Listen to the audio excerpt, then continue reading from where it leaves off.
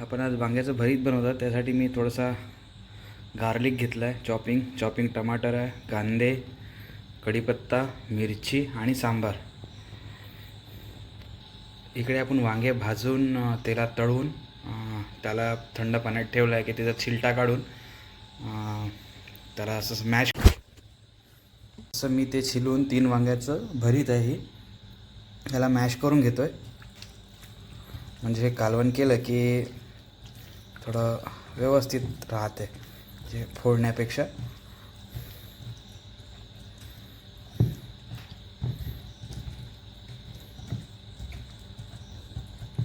चांगल्या पद्धतीने मॅश झाला आहे.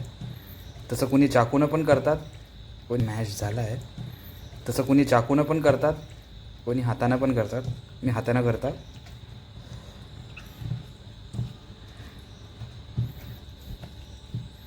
ओके, चला ठीक. कोणी कच्चं बनवतात, पण आपण फ्राय करून मसाले काढून घेऊ थोडेसे. आपण यात थोडंसं हे दही पण थोडं घालू आंबटसर यायसाठी. टमाटर आहेच, सगळ्या गोष्टी आहेच. मसाल्यातल्या गोष्टी सांगतोय काय जाणार त्याच्यात. थोडंसं तिखट, हळद, मीठ, गरम मसाला, थोडा कस्तुरी मारू, धनिया आणि हा जिरा पावडर. हा गोडा मसाला आहे पण तो मारायचा नाही. ठीक, ओके. पॅन घेतला, त्यात तेल घालू.